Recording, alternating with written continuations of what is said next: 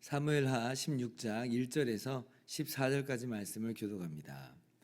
다윗이 마루턱을 조금 지나니 무비보셋의 종 시바가 안장 지은 두 나귀에 떡 200개와 건포도 100송이와 여름 과일 100개와 포도주 한 가죽 부대를 싣고 다윗을 맞는지라. 왕이 시바에게 이르되 내가 무슨 뜻으로 이것을 가져왔느냐 하니 시바가 이르되 나귀는 왕의 가족들이 타게 하고 떡과 과일은 청년들이 먹게 하고 포도주는 들에서 피곤한 자들에게 마시게 하려 함이니이다. 왕이 이르되 내 주인의 아들이 어디 있느냐 하니 시바가 왕께 아뢰되 예루살렘에 있는데 그가 말하기를 이스라엘 족속이 오늘 내 아버지의 나라를 내게 돌리리라 하나이다 하는지라. 왕이 시바에게 이르되 무비보셋에게 있는 것이 다 내 것이니라 하니라. 시바가 이르되 내가 절하나이다. 내 주 왕이여 내가 왕 앞에서 은혜를 입게 하옵소서 하니라. 다윗 왕이 바후림의 이름에 거기서 사울의 친족 한 사람이 나오니 게라의 아들이요 이름은 시므이라. 그가 나오면서 계속하여 저주하고 또 다윗과 다윗 왕의 모든 신하들을 향하여 돌을 던지니 그때의 모든 백성과 용사들은 다 왕의 좌우에 있었더라. 시므이가 저주하는 가운데 이와 같이 말하니라. 피를 흘린 자여 사악한 자여 가거라 가거라. 사울의 족속의 모든 피를 여호와께서 내게로 돌리셨도다. 그를 이어서 내가 왕이 되었으나 여호와께서 나라를 내 아들 압살롬의 손에 넘기셨도다. 보라 너는 피를 흘린 자이므로 화를 자초하였느니라 하는지라. 수리아의 아들 아비새가 왕께 여짜오되 이 죽은 개가 어찌 내 주 왕을 저주하리이까. 정하건대 내가 건너가서 그의 머리를 베게 하소서 하니 왕이 이르되 수리아의 아들들아 내가 너희와 무슨 상관이 있느냐. 그가 저주하는 것은 여호와께서 그에게 다윗을 저주하라 하심이니 내가 어찌 그리하였느냐 할 자가 누구겠느냐 하고 또 다윗이 아비새와 모든 신하들에게 이르되 내 몸에서 난 아들도 내 생명을 해하려 하거든 하물며 이 베냐민 사람이라. 여호와께서 그에게 명령하신 것이니 그가 저주하게 버려두라. 혹시 여호와께서 나의 원통함을 감찰하시리니 오늘 그 저주 때문에 여호와께서 선으로 내게 갚아주시리라 하고 다윗과 그의 추종자들이 길을 갈 때에 시므이는 산 비탈로 따라가면서 저주하고 그를 향하여 돌을 던지며 먼지를 날리더라. 왕과 그와 함께 있는 백성들이 다 피곤하여 한 곳에 이르러 거기서 쉬니라. 아멘. 할렐루야. 하나님의 크신 은혜와 평강이 오늘도 변함없이 여러분 가운데 가득 넘치기를 주님의 이름으로 축원합니다. 예루살렘을 떠나 나온 다윗에게 찾아 나온 그 여러 사람들이 있었는데 근데 거기에는 다윗을 지지하는 사람들만 있었던 것은 아니었습니다. 어제까지는 다윗을 지지하는 다윗과 함께하고자 하는 사람들만 봤죠. 모든 신하들, 모든 백성들, 이방 출신의 군대들, 군인들, 제사장들, 후세 이렇게 함께 봤어요. 근데 오늘 두 사람이 더 언급됩니다. 첫 번째는 시바라고 하는 사람이 다윗에게 이제 찾아 나오죠. 원래 시바는 이 사울 왕의 종 출신입니다. 근데 이제 다윗의 시대에 이르러서는 이제 시바가 아무래도 이제 매임에서 놓여진 것 같고 굉장히 잘 사는 사람이 된 것 같아요. 아들이 15명이고 종이 20명이다라고 하니까 제법 성공한 사람이 됐죠. 그런데 이제 다윗이 요나단의 아들 사울의 손자이기도 하죠. 무비보셋을 이제 복권을 시켜주잖아요. 그렇게 복권시켜주는 과정 속에서 이 시바로 하여금 무비보셋의 집을 돌봐주도록 합니다. 그래서 시바의 집에 있는 사람들이 다 무비보셋의 종이 되었다 그래요. 그래서 어떻게 보면 시바 입장에서는 그 사건이 썩 유쾌한 사건이 아닙니다. 무비보셋에게는 참 은혜의 사건인데 시바에게서는 그게 뭐 왕이 시키니 어쩔 수 없는 어떤 그런 굴레와도 같은 어떤 그런 시간이 돼버렸던 거죠.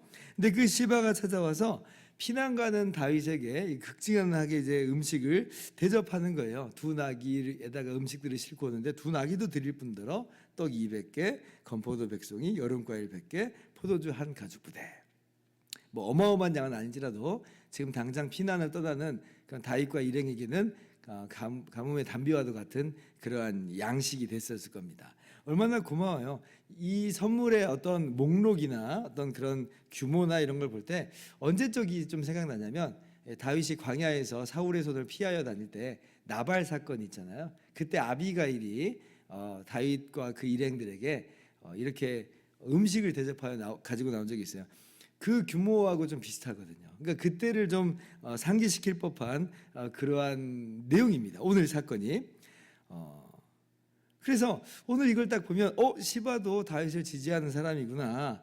다윗에게 참 고마운 사람이고 참 착한 사람이고 선한 사람이네. 이제 우리가 그렇게 이제 판단을 할 수 있는데, 근데 오늘 말씀만 보면 그래요. 그러나 나중에 이제 그렇지 않았다는 게 실체가 이제 나왔죠. 진실이 드러난 거예요. 다윗이 이제 무비보셋을 찾죠, 오늘 시바에게. 그러니까 시바가 뭐라고 그러냐면, 무비보셋이 오히려 지금 이제 이 나라가 압살롬이 이제 반역을 하는 이 상황 속에서 나라가 이제 내게로 돌아올 것이다. 이제 그렇게 이제 무비보셋이 떠들고 다닌다는 거예요. 근데 이제 시바의 이 말은 모함입니다. 무비보셋이 이런 적이 없다는 것을 우리는 19장 24절 이하를 보면 알 수가 있죠. 다윗이 이제 압살롬 반역을 다 진압하고 귀환을 하게 되었을 때 그때 무비보셋을 만나잖아요. 근데 그때 그 무비보셋의 모습은 다윗이 예루살렘을 빠져나갔을 때 그 모습, 거기에서 단장을 하나도 안 해요. 그러니까 지금 자기의 모습을 증명한 거예요. 나는 심정적으로 다윗과 함께한다는 그 모습을 지금 증명하고 있어요. 그럼 무비보셋은 왜 못 갔느냐 할 때에 무비보셋도 가려고 그랬죠. 가려고 그랬는데, 근데 이제 무비보셋은 두 발이 다 저는 사람이에요. 장애인이에요. 자기 혼자 힘으로는 지금 다윗을 따라 나설 수가 없는 겁니다. 이 말은 시바가 좀 도와줘야 되는데, 근데 시바가 무비보셋을 속이고, 이렇게 속이고, 그러니까 지금 무비보셋을 그냥 두고 자기 혼자 가버린 것 같아요. 그리고 이제 자기를 모함했다 이렇게 얘기하는 거죠. 그러니까 이제 누구 말이 맞느냐 이 문제가 됐어요. 진실 게임이 된 거죠. 근데 지금 무비보셋의 모습을 보니까 예루살렘을 떠날 때 그때 모습에서 수염도 안 깎고 옷도 단장하지 않고 자기 장에 있는 것도 그냥 단장하지 않고 그냥 그렇게 지내 있었다는 거예요. 그러면 이건 무비보셋의 말이 맞을 확률이 굉장히 높아지는 거죠. 결국 시바는 다윗을 정말 지지하면서 나온 게 아니에요. 오히려 이것을 기회로 삼아 가지고 다윗에게 약간의 호의를 베푸는 것으로 다윗의 환심을 사서, 그렇게 해서 지금 이제 무비보셋의 굴레를 벗어나고 그리고 재산을 좀 빼앗으려는 이제 그러한 하나의 지금 시간으로 이걸 이용하고 있는 거예요. 그러니까 한마디로 다윗을 지금 이용하고 있는 겁니다. 다윗의 어려움을 지금 이용하고 있는 거죠. 참 간사한 사람이에요. 그러니까 세상 사람들이 얼마나 머리가 잘 돌아가는지 이 시바를 보면, 야, 어떻게 이렇게 머리가 잘 돌아갈 수 있을까? 이거 다 몇 수를 지금 내다보고 지금 이렇게 한 것 아니겠습니까? 그러니까 그런 모습을 우리가 오늘 볼 수가 있어요. 두 번째는 이제 누가 나오냐면, 이제 베냐민 족속의 시므이라고 하는 사람이 나옵니다. 시므이가 이제 이때다 하면서 이 사람도 또 나왔어요. 그러면서 7절 보니까 다윗을 저주하고 욕하면서 나가죠. 뭐라고 말해요? 피를 흘린 자여, 사악한 자여, 가거라, 가거라, 이렇게 하면서 다윗을 저주합니다. 다윗이 힘이 있었을 때는 시므이가 이런 말을 할 수 있었겠어요? 못하죠. 찍소리도 못했어요.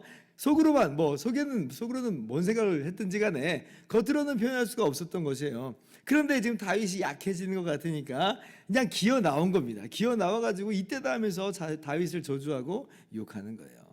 사실 그런데 지금 이게 뭐 다윗이 욕먹을 일인가? 8절 이하를 보면 사울 족속의 모든 피를 여호와께서 내게로 돌리셨도다 이렇게 저주를 하는데, 이건 사실 까닭 없는 저주예요. 왜냐하면 다윗이 지금 사울의 족속의 그 피를, 사울 가정의 피를 흘린 적이 없거든요. 사울의 죽음은 블레셋과의 싸움에서 죽은 거고, 그리고 사울의 아들인 이스보셋은 자기 부하들에게 배반당해가지고 암살당한 거고, 그러니까 다윗이 이 피를 짊어질 이유가 없는데, 근데 다윗 보고 지금 사울 족속의 피를 흘렸다라고 이야기하니까 굉장히 억울한 얘기죠. 억울한 얘기예요.